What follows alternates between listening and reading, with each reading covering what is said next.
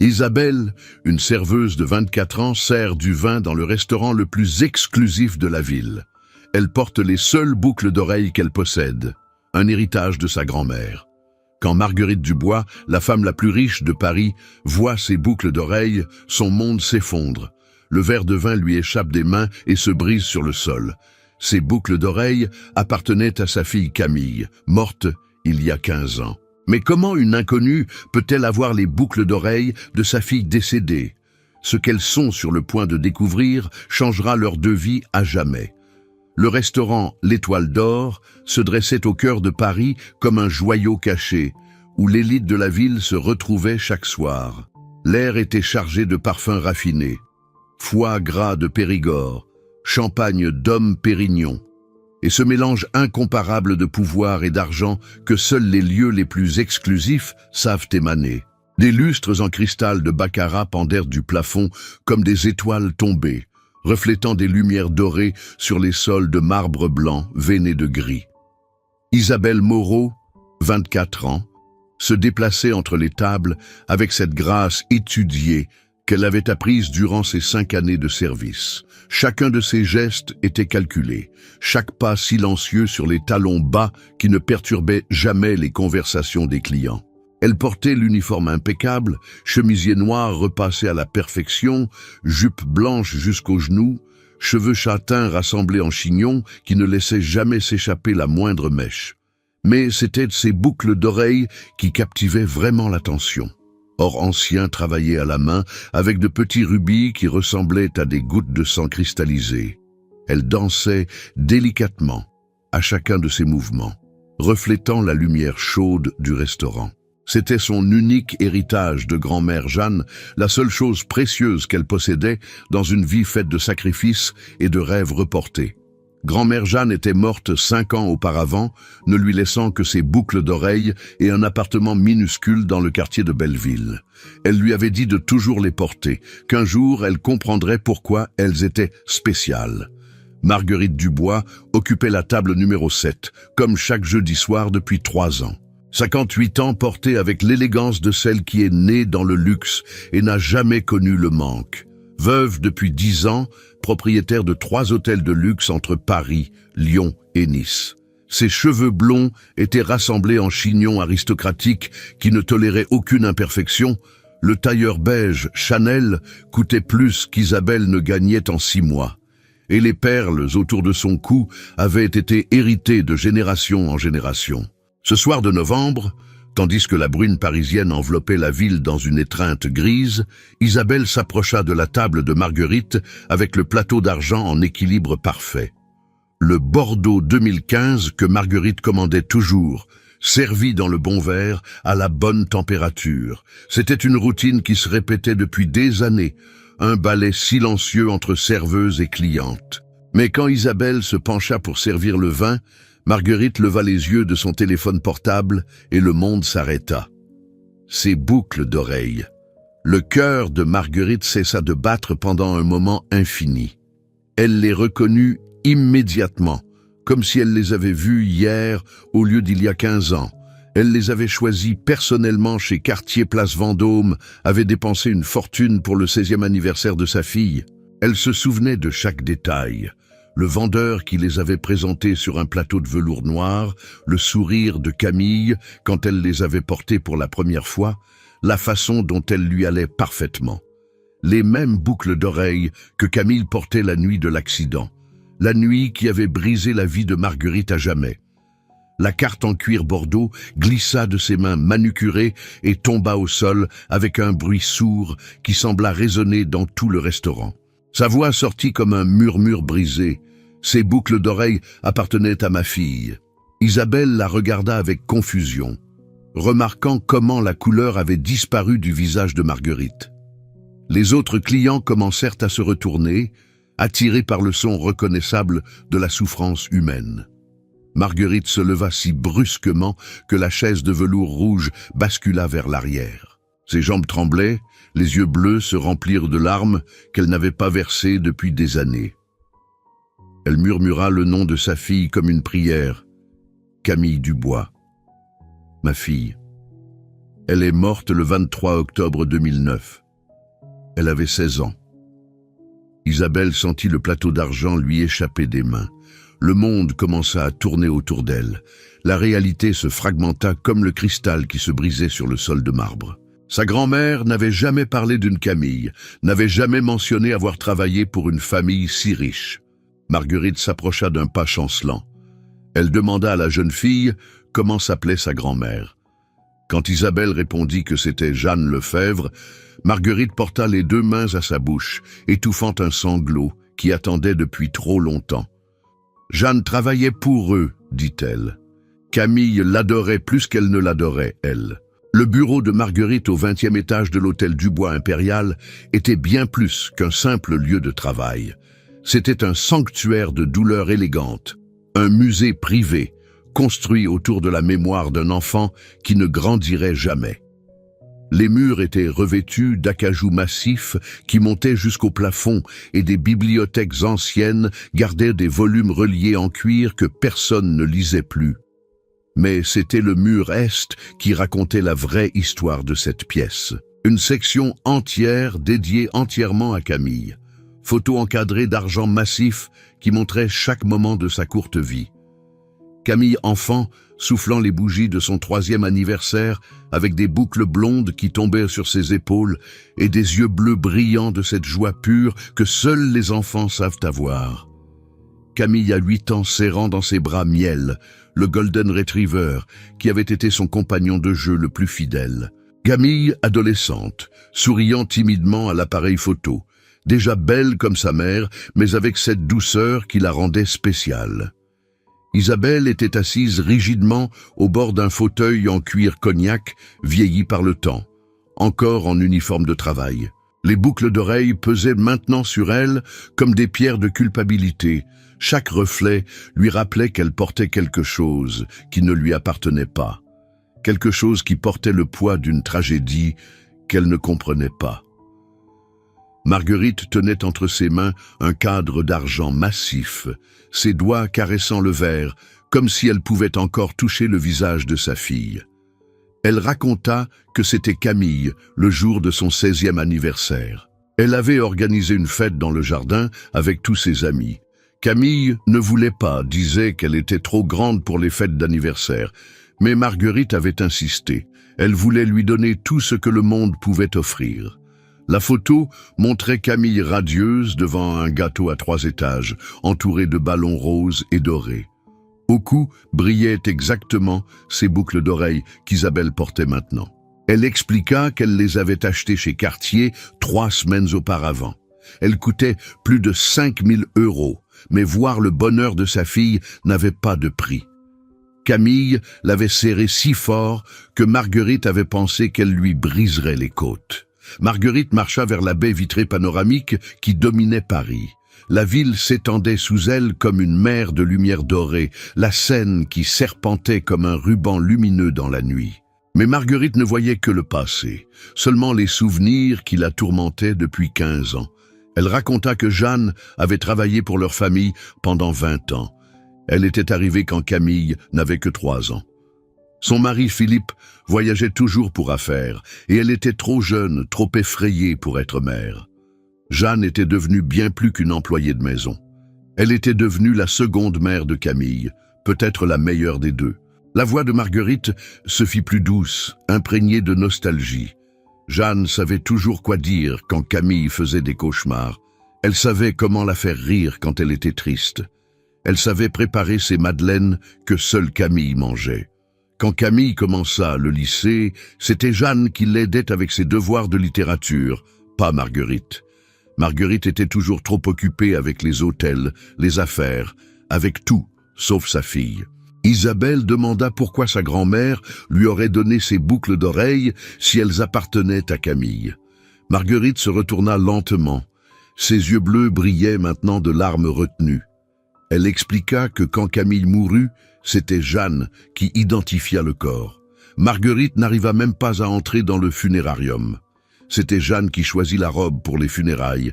C'était elle qui lui peigna les cheveux une dernière fois. Et c'était elle qui dit à Marguerite que les boucles d'oreilles n'y étaient pas. La pièce se remplit d'un silence lourd comme du plomb. Jeanne avait dit qu'elles avaient dû tomber dans l'accident, qu'elles étaient perdues à jamais. Elles avaient cherché partout, dans les débris de la voiture, sur l'asphalte, même dans les hôpitaux, mais elles ne les avaient jamais trouvées. Isabelle suggéra que peut-être sa grand-mère les avait trouvées après. Mais Marguerite secoua la tête, une larme coulant sur sa joue. Elle pensait que Jeanne savait quelque chose qu'elle ne savait pas. Quelque chose sur la mort de sa fille.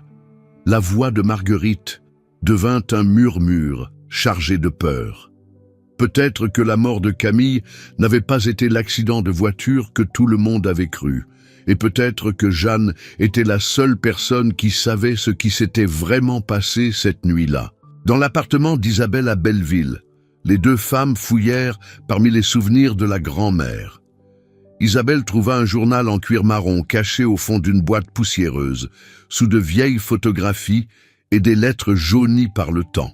Les pages du journal racontaient une histoire terrible qu'aucune des deux n'avait jamais imaginée.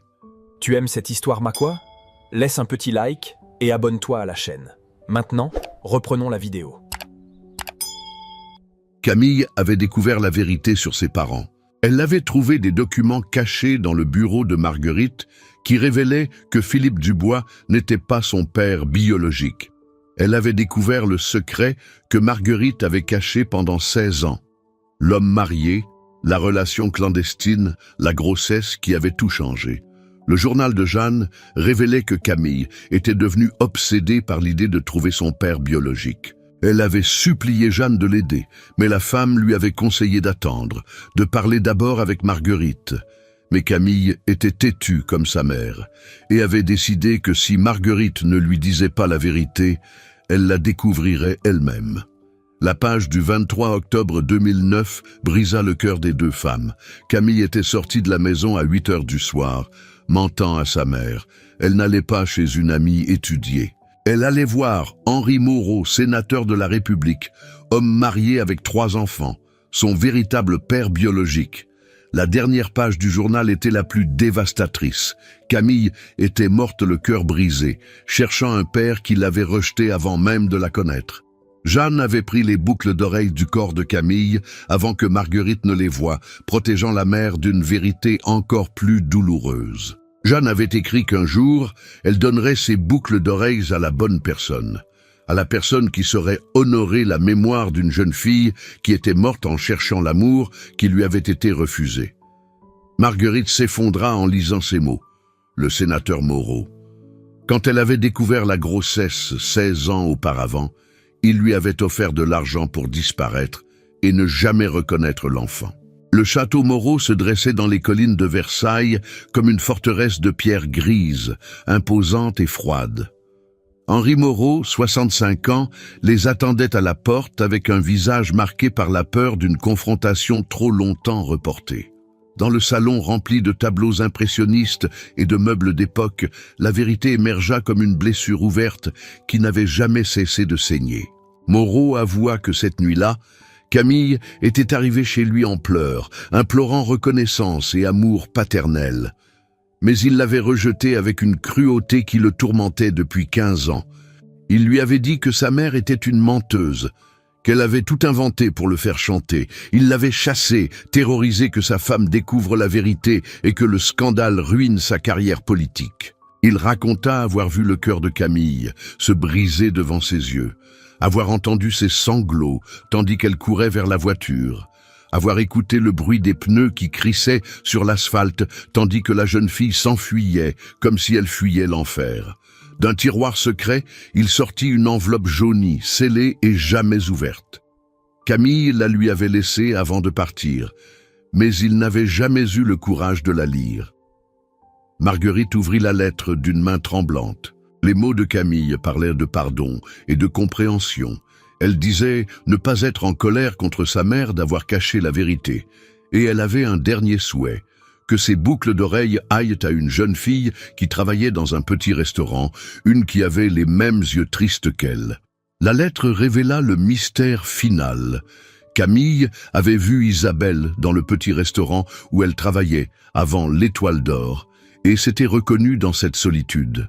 Elle avait demandé à Jeanne de prendre soin de cette jeune fille si quelque chose lui arrivait. Au cimetière du Père-Lachaise, devant la tombe de Jeanne Lefebvre, la bruine enveloppait tout comme une étreinte. La pierre tombale portait une inscription qui prenait maintenant un sens complètement nouveau. Gardienne de secrets, protectrice d'âmes innocentes.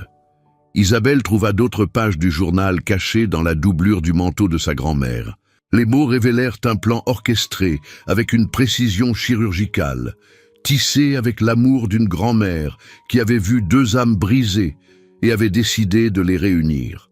Jeanne avait observé Isabelle pendant des années avant la mort de Camille. Une jeune fille orpheline, seule, qui travaillait pour financer ses études. Elle avait vu en elle la même solitude qui tourmentait Camille, les mêmes yeux qui cherchaient amour et appartenance. Le journal racontait comment Jeanne avait arrangé qu'Isabelle soit embauchée à l'Étoile d'Or, 3 ans après sa mort. Comment elle avait tout orchestré pour que Marguerite y dîne chaque jeudi soir. Comment elle avait préparé chaque détail pour cette rencontre qui changerait tout. La dernière page du journal révéla la vérité finale. Jeanne avait compris que les boucles d'oreilles de Camille devaient aller à Isabelle non seulement parce qu'elle avait besoin de beauté dans sa vie, mais parce qu'elle était la seule personne qui pouvait aider Marguerite à guérir de la douleur qui la tuait lentement. Le plan était parfait dans sa simplicité. Camille était morte en cherchant l'amour d'un père. Isabelle était vivante, cherchant l'amour d'une famille. La douleur pouvait se transformer en amour si elle trouvait les bonnes personnes. Une lettre finale était adressée directement à Isabelle. Jeanne lui expliquait quel était le cadeau que Camille avait laissé à sa mère et que Marguerite était la famille que Camille lui avait laissée. Marguerite pleura pour la première fois en 15 ans, serrant Isabelle dans ses bras. Deux âmes brisées qui se reconstituaient ensemble, guidées par l'amour d'une grand-mère qui avait vu au-delà de la mort. 2 ans plus tard, Paris avait été témoin d'une transformation que personne n'aurait pu prévoir. L'hôtel Dubois Impérial, qui autrefois ne résonnait que des pas silencieux de la solitude de Marguerite, pulsait maintenant d'une vie nouvelle. Au 20e étage, le bureau qui avait été un mausolée de souvenirs douloureux était devenu le cœur battant de quelque chose de merveilleux. Isabelle Moreau-Dubois était assise derrière le bureau d'Acajou comme directrice générale. Elle portait un tailleur bleu marine sur mesure, les cheveux rassemblés en chignon professionnel, qui parlait d'autorité, gagnée par le sacrifice et le dévouement. Au cou, brillaient toujours les boucles d'oreilles de Camille, mais elles n'étaient plus des symboles de douleur. Elles étaient devenues des amulettes d'espoir, des ponts entre le passé et l'avenir. Marguerite occupait le fauteuil en face, complètement transformée. Son visage, autrefois marqué par 15 années de deuil inconsolable, rayonnait maintenant d'une lumière qui semblait venir de l'intérieur. Ses yeux bleus brillaient de cette joie de vivre qu'elle avait cru perdue à jamais. Ensemble, elles avaient créé la Fondation Camille Dubois qui avait grandi au-delà de toute espérance. Elle avait des sièges dans 3 villes, employait 60 personnes et avait déjà aidé plus de 200 jeunes orphelins à trouver du travail et surtout une famille. Un jour, Henri Moreau se présenta dans leur bureau. C'était un homme complètement transformé.